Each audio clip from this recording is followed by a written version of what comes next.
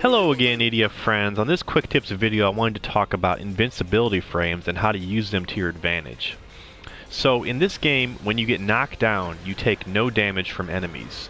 In addition, if you wait until you naturally get up, you also have about 1 second, half a second to 1 second to where you take no damage as well. So, like say for example as Wing Diver, if you quick recover, it actually costs you a burst of energy to quick recover.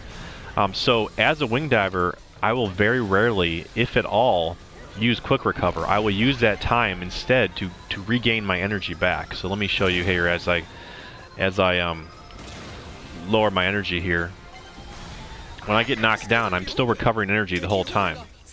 And also, in addition, if I'm on a mountain, or if I get hit on a mountain, I have a potential of actually rolling down that mountain for a very long time, and during that entire time you're rolling in the knockdown phase, you take no damage. So you actually could potentially regain all your energy in that kind of situation.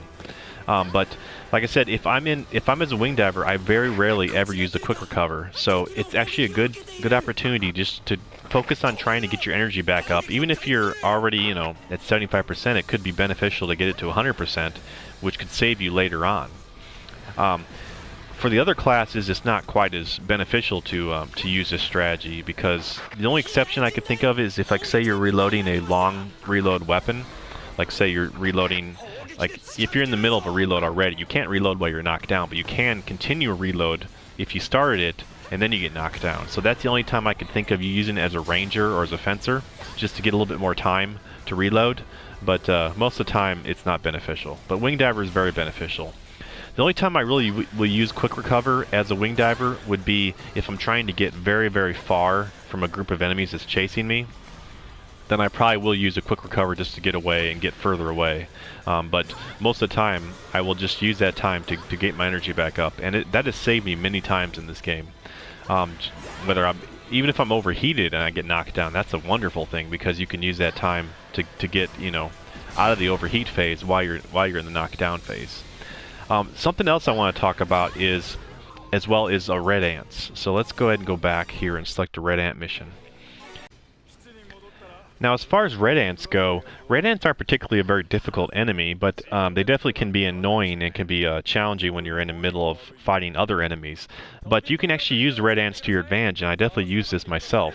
Like, say for example, if you're a ranger or a fencer and you have a long reload weapon, if you're being bitten, that's a good time to check your weapons, whether it be your first or your second weapon, and definitely use that time to reload a long reload weapon. If you're a Wing Diver, you can definitely use that time to regain all of your energy, and then you can kill the red ant, because they don't particularly do too much damage while you're being bitten by them. As far as how they work, whenever you're being bitten by a red ant, all the enemies will stop looking at you and they'll look at the next, whether it be NPC or another player in the game. So what you can do is, another thing you can do is, if you're being bitten and you have a huge group of enemies on you, as a ranger especially, you can use that time to just let the enemies chase after another, whether it be NPC or another player character. And then once the enemies, like as you can see, all the enemies are leaving me, they're going chasing the NPCs. I can use that to get some space in between the enemies, and then I can kill the red ant, and then I can use that time to just get away, and whether get some health or just not have so many enemies surrounding me at the time. You aren't invulnerable while you're being bitten as a red ant, though. While you're in the red ant's mouth, though. Like, say for example, a mortar frog is shooting at you from across the map, and then you get bitten, and the mortar lands, you're still going to get hit by that mortar fire. Or say a spider shooting at your friend behind you, and you're in the red ant's mouth.